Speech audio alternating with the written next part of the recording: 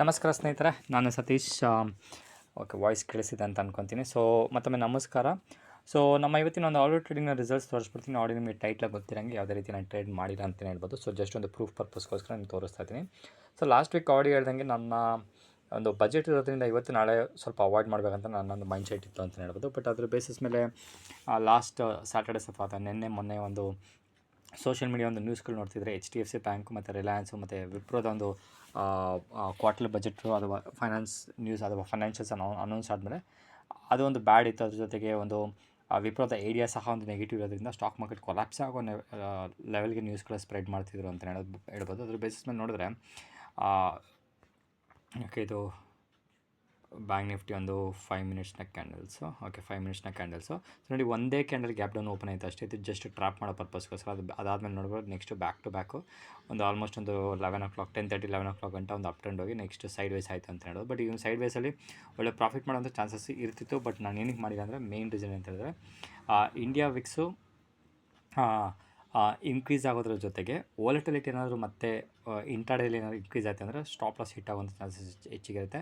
ಮತ್ತು ಯಾವ ಸೈಡ್ ಹೋಗುತ್ತೆ ಅಂತಲೇ ಹೇಳಕ್ಕೆ ಬರೆದಿರೋಂಥ ಟೈಮಲ್ಲಿ ಅವಾಯ್ಡ್ ಮಾಡೋದೇ ಬೆಸ್ಟ್ ಅಂತ ಅಂದ್ಕೊಂಡು ನನ್ನ ಟ್ರೇಡಿಂಗ್ ಯಾವುದೇ ರೀತಿ ಮಾಡಿಲ್ಲ. ಜಸ್ಟ್ ಒಂದು ಪ್ರೂಫ್ ಪರ್ಪಸ್ಗೋಸ್ಕರ ತೋರಿಸ್ತಿದ್ದೀನಿ. ಸೊ ನಾಳೆ ಸಹ ಮಾರ್ಕೆಟ್ನ ಒಂದು ಸೆಂಟಿಮೆಂಟು ಓಪನಿಂಗಲ್ಲಿ ಸ್ವಲ್ಪ ಒಂದು ಅಪ್ ಟ್ರೆಂಡ್ ಆಗುವಂಥ ಚಾನ್ಸಸ್ ಹೆಚ್ಚಿಗಿದೆ. ನನ್ನ ಒಂದು ಎಕ್ಸ್ಪೆಕ್ಟೇಷನ್ ಪ್ರಕಾರ ಆಗಬಹುದು, ಆಗದಿರೋ ಸಹ ಇರ್ಬೋದು.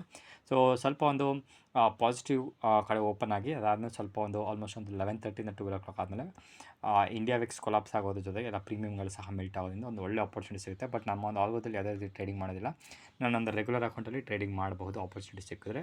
ಸೊ ನಾಳೆ ಸಹ ವೀಡಿಯೋ ಬರೋದಿಲ್ಲ. ಸೊ ಅದ್ರ ಜೊತೆಗೆ ನಮ್ಮ ಒಂದು ಡೀಟೇಲ್ಸ್ ಸಹ ನಮ್ಮ ಒಂದು ಟ್ರ್ಯಾಕರಲ್ಲಿ ಅಪ್ಡೇಟ್ ಮಾಡಿಬಿಡ್ತೀನಿ. ನೋಡಿ, ಈ ರೀತಿ ಟ್ರ್ಯಾಕಲ್ಲಿ ಅಪ್ಡೇಟ್ ಮಾಡಿದ್ರೆ ನಮಗೆ ಪ್ರಾಬ್ಲಿ ಅಂದ್ಕೊಳ್ಳಿ, ಈಗ ನಾನೊಂದು ಒಂದು ಲಾಟ್ನ ಸಣ್ಣ ಅಕೌಂಟಾಗಿ ನಿಮಗೆ ಶೇರ್ ಮಾಡ್ತಾಯಿದ್ದೆ. ನಾಳೆ ಈ ವಿಡಿಯೋವನ್ನು ನೋಡಿದ್ರೆ ನನಗೆ ಒಂದು ಸಲ ಒಂದು ರೀತಿ ಒಂದು ಏನಂತಾರೆ ಲರ್ನಿಂಗ್ ಸಹ ಆಗುತ್ತೆ. ಓಕೆ, ಈ ರೀತಿಯಲ್ಲಿ ಒಂದು ಸಿಲಿ ಮಿಸ್ಟೇಕ್ಸ್ ಮಾಡಿದ್ನಲ್ಲ, ಈ ರೀತಿಯ ಮಾಡ್ಕೊಂಡಿದ್ದೀನಿ ಅಂತ ಒಂದು 2 ವರ್ಷ 3 ವರ್ಷ 5 ವರ್ಷ ಆದಮೇಲೆ ಈ ವಿಡಿಯೋಗಳು ನೋಡಿದ್ರೆ ಖುಷಿ ಆಗುತ್ತಲ್ಲ, ಅದಕ್ಕೋಸ್ಕರ ಒಂದು ಟ್ರ್ಯಾಕ್ ಪರ್ಪಸ್ಗೋಸ್ಕರ ಈ ರೀತಿ ಟ್ರ್ಯಾಕಲ್ಲಿ ಅಪ್ಡೇಟ್ ಮಾಡ್ತಾಯಿದ್ದೀನಿ. ಸೊ ನೀವು ಸಹ ಇದೇ ರೀತಿ ಟ್ರ್ಯಾಕರ್ಗಳನ್ನ ಮಾಡಿ. ಇವತ್ತಿನ ವೀಡಿಯೋದ ಒಂದು ಟಿಪ್ ಏನಂತ ಹೇಳಿದ್ರೆ, ಈ ರೀತಿ ಒಂದು ಟ್ರ್ಯಾಕರ್ಗಳಲ್ಲಿ ಮೇಂಟೈನ್ ಮಾಡ್ಕೊಂಡು ನೋಡಿ, ನೀವು ಜಸ್ಟ್ ಸ್ಟೋರಿ ಬರೋಕ್ಕೆ ಹೋಗ್ಬಿಡಿ. ಜಸ್ಟ್ ಒಂದು ಪ್ರಾಫಿಟ್ ಎಷ್ಟು ಮಾಡಿರೋ, ಲಾಸ್ ಎಷ್ಟು ಮಾಡಿರೋ ಅಂತ ಕೂಡ ಒಂದು ಸಣ್ಣ ಒಂದು ಕಮೆಂಟ್ ಹಾಕೋದು ಸಹ ನೋಡಿ ಟಾಪಲ್ಲಿ ಕೊಟ್ಟಿರೋಂಥ ಒಂದು ಸ್ಟ್ರಾಟಜಿ ಅಥವಾ ಕಮೆಂಟ್ ಹಾಕೋದು ಸಹ ನೀವು ಒಂದು ಏನಂತಾರೆ ಒಂದು ರೀತಿಯ ಒಂದು ಟ್ರ್ಯಾಕರ್ ಆಗುತ್ತೆ ಅನ್ನೋ ಒಂದು ಪರ್ಪಸ್ಗೋಸ್ಕರ ಒಂದು ಲರ್ನಿಂಗ್ ಸಹ ಆಗುತ್ತೆ ಅನ್ನೋದು ಒಂದು ಟಿಪ್ನ ಇವತ್ತಿನ ಒಂದು ವೀಡಿಯೋದ ಮುಖಾಂತರ ಕೊಡ್ತಾ ನಮ್ಮ ಒಂದು ಇವತ್ತಿನ ವೀಡಿಯೋ ಮುಗಿಸ್ತಾ ಇದ್ದೀನಿ. ನೋಡೋಣ ನಾವು ನಾಳೆ ಮಾರ್ಕೆಟ್ ಯಾವ ರೀತಿ ಹೆಂಗೆ ಮೂವ್ಮೆಂಟ್ ಆಗುತ್ತೆ ಅಂತ. ಇಂಡಿಯಾ ವಿಕ್ಸ್ ಕೊಲಾಪ್ಸ್ ಆಗೋದಂತ ಗ್ಯಾರಂಟಿ ಇದೆ.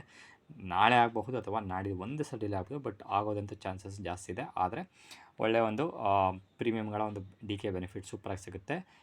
100% ಹೇಳ್ತೀನಿ. ನಾಳೆ ಯಾವುದೇ ರೀತಿ ನೀವು ಆಪ್ಷನ್ ಬೈಯಿಂಗ್ ಕಡೆ ಹೋಗೋದನ್ನ ಅವಾಯ್ಡ್ ಮಾಡಿ ಅಂತ ಹೇಳಿದ್ರೆ, ಓಪನಿಂಗಲ್ಲಿ 9:15 ಒಳಗಡೆ ಪ್ಲ್ಯಾನ್ ಮಾಡ್ಬೋದು. ಅದಾದಮೇಲೆ ನೀವು ಮಾಡೋಕ್ಕೆ ಹೋಗಬೇಡಿ, ಬಿಕಾಸ್ ಪ್ರೀಮಿಯಮ್ ಕಾಸ್ಟ್ ಇರುತ್ತೆ. ವಿಕ್ಸ್ನ ಕೊಲಾಪ್ಸ್ ಆಯಿತು ಅಂದರೆ ನಿಮ್ಮ ಒಂದು ಸ್ಟಾಪ್ ಲಾಸ್ ಬಿಟ್ಟಾಗಿ ನಿಮ್ಮ ಪ್ರೀಮಿಯಮ್ ಸೂಪರಾಗಿ ಮೆಲ್ಟ್ ಆಗುತ್ತೆ ಅಂತ ಹೇಳಿದ್ರೆ ಮತ್ತೊಂದು ವೀಡಿಯೋದಲ್ಲಿ ಮೀಟ್ ಮಾಡ್ತೀನಿ. ಅಲ್ಲಿವರೆಗೂ ನಾನು ಸತೀಶ್, ನಮಸ್ಕಾರ.